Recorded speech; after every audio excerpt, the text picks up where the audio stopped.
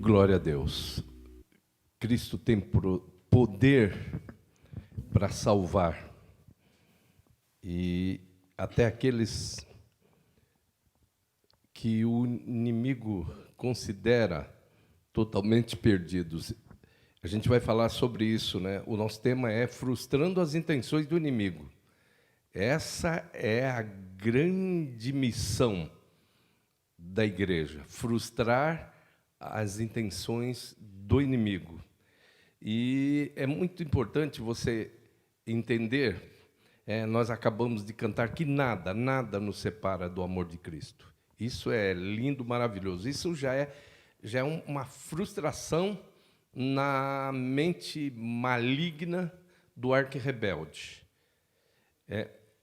Mas nós lemos inicialmente aqui um texto que, para você entender, você tem que ir ao capítulo 5 da primeira epístola de Paulo aos Coríntios.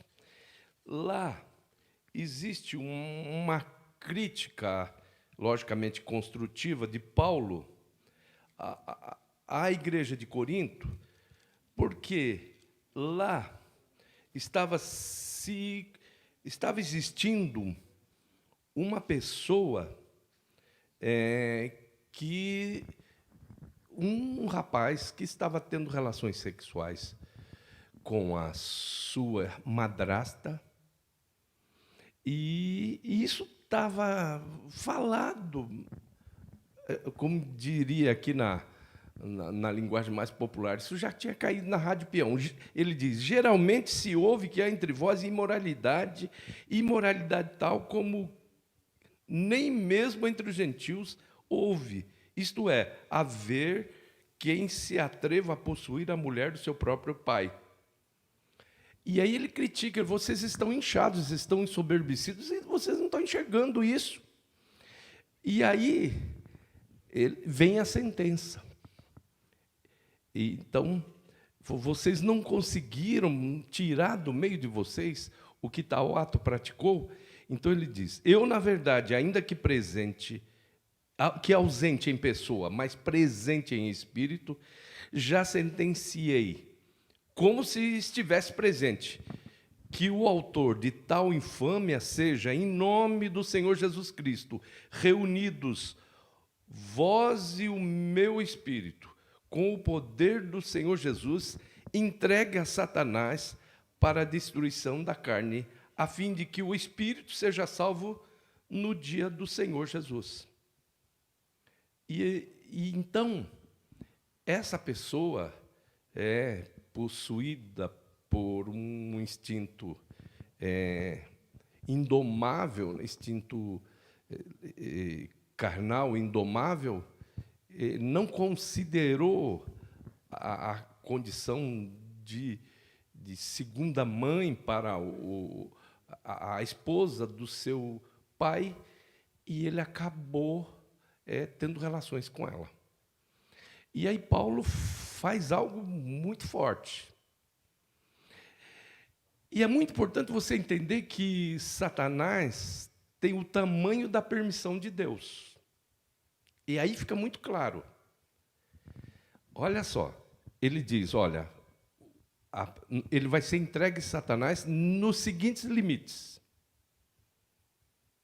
Satanás vai ter poder sobre a sarx, sobre a natureza pecaminosa dele, ou seja, sobre a libido dele, que não está sendo bem direcionada. Sexo é uma concessão divina para ser praticado com a pessoa certa, na hora certa, e com a bênção de Deus, e não dessa maneira. Então, já que ele não sabe administrar isso, então essa parte, aí o termo aqui, sarx, ou melhor, no koiné bíblico, para a carne aqui, é sarx, que é a nossa natureza pecaminosa. Então essa natureza pecaminosa vai ser entregue a Satanás para a destruição. Ela vai ser destruída, a libido dele vai ser destruída. Em termos práticos, o que seria isso?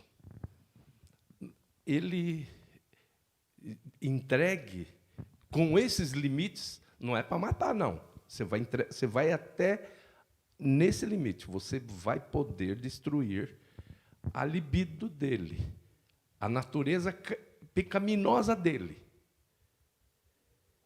E aí, ele foi entregue. E o tempo passou. Logicamente que essa pessoa, em termos bem práticos, passou a ser como um eunuco, como alguém castrado, como alguém que perdeu totalmente a sua virilidade. E ele já, realmente, ele já não tinha mais essa possibilidade de errar como errava antes.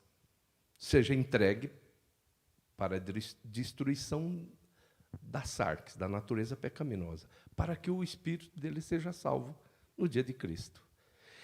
Então, é necessário essa explicação para que você entenda esse texto que nós lemos. Aí o que acontece com esse rapaz? O que acontece com esse rapaz? Ele ficou marginalizado, ficou, como diria numa linguagem bem popular, ele ficou escanteado, ele ficou assim, se sentindo rejeitado. E o tempo se passou. Então, lá na primeira epístola acontece a disciplina. A igreja e Paulo, em nome do Senhor Jesus, entregam o rapaz a Satanás para a destruição da sarx, ou seja, da natureza pecaminosa dele. E agora, ele já não tem mais esse perigo. Eu vejo que existem algumas pessoas que caíram, grandes pecadores, inclusive do Evangelho, que caíram, e eu digo brincando que esses rapazes, essas pessoas, deveriam passar por esse processo também, para não escandalizar o povo de Deus, para não escandalizar. Até porque o inimigo trabalha no raciocínio desenvolvido pelo Senhor. Ferirei o pastor e as ovelhas se dispersarão. Ele sabe que uma referência sendo derrubando, caindo, tropeçando, leva muita gente para o abismo. Nesse caso aqui, a igreja ele ficou de lado, e aí Paulo, na segunda epístola, diz o seguinte: olha, se alguém causou tristeza, não fez somente a mim, não só fui eu que fui ofendido, mas para que eu não seja demasiadamente áspero, digo que em parte a todos vós, basta-lhe a punição pela maioria. Já foi dada a punição para ele, de modo que deveis, pelo contrário, perdoar-lhe e confortá-lo, para que o mesmo não seja consumido de excessiva tristeza. Pelo que vos rogo que confirmeis para com ele o vosso amor. E foi por isso que também vos escrevi, para ter a prova de que em tudo sois obedientes. A quem perdoais alguma coisa, também eu perdoo, porque de fato tenho perdoado, se alguma coisa tenho perdoado. Por causa de vós o fiz na presença de todos e de Cristo, para que Satanás não alcance vantagem sobre nós, pois não lhe ignoramos os seus ardis. O que Satanás estava esperando? Que ele ficasse marginalizado, que ele morresse, que ele ficasse perdido. Mas a disciplina não era para que ele se perdesse. Era para que ele fosse salvo no dia de Cristo. Então, perdoa o rapaz, reintegra. Então, para que Satanás não alcance vantagem, para que ele não ganhe mais um para a grande multidão dele que vai lá para o lago de fogo e enxofre.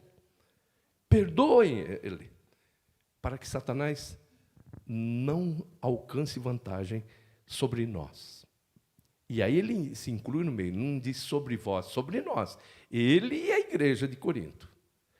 E é baseado nisso que nós vamos considerar algumas coisas que nós ganhamos do inimigo, e ele perde todos os dias, frustrando as intenções do inimigo. todos os dias. As misericórdias do Senhor se renovam. E elas são a causa de não sermos consumidos. O inimigo espera, não, esse Deus vai desistir dessa raça. Essa raça não pode continuar.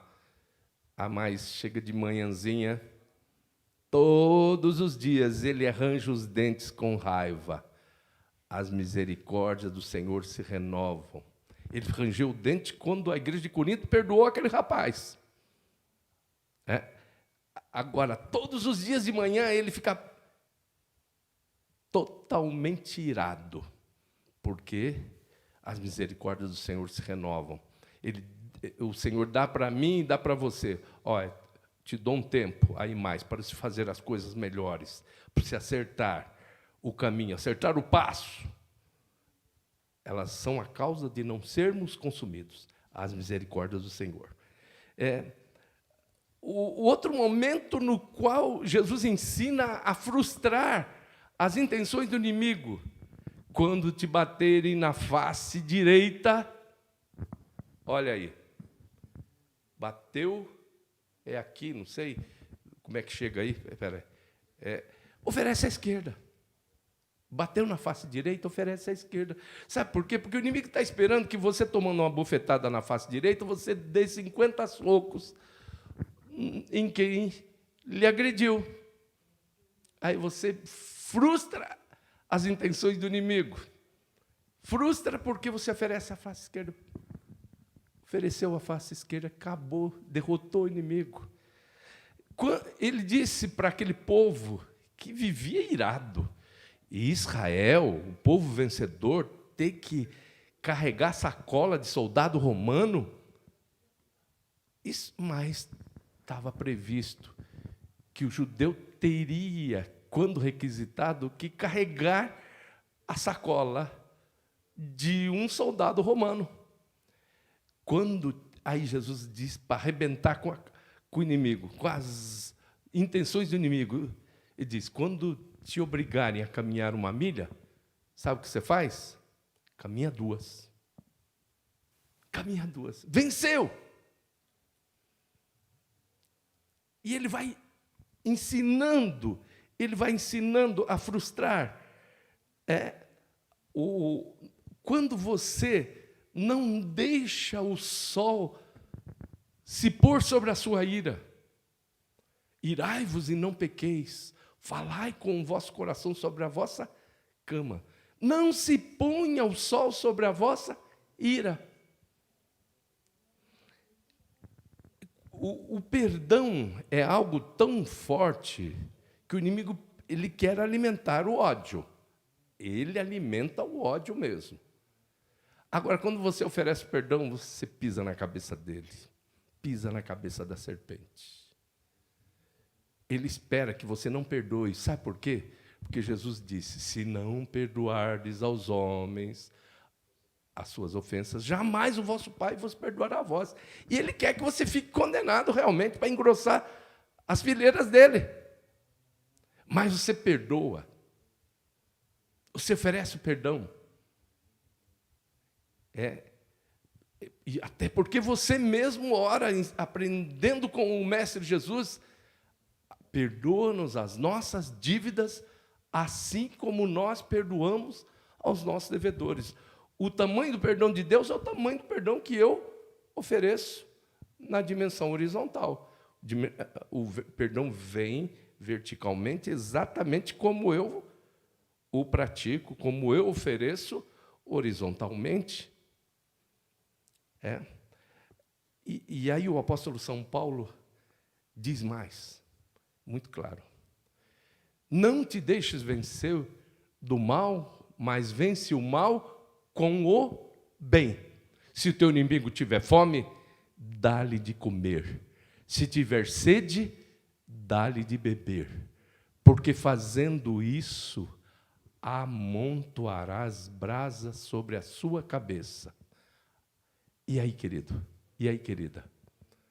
Vamos hoje para o travesseiro vitoriosos? Vitoriosos, vitoriosos. Não te deixes vencer do mal, mas vence o mal com o bem. Porque as armas da nossa milícia não são carnais, mas poderosas em Deus para a destruição de fortalezas. Perdoa, oferece outra face, caminha segunda milha, faz exatamente ao contrário do que o inimigo está esperando. Decepciona o inimigo. Esse cara você pode e deve decepcionar. Amém? Concorde com Deus e decepcione o inimigo. Amém, queridos? Vamos cantar agora.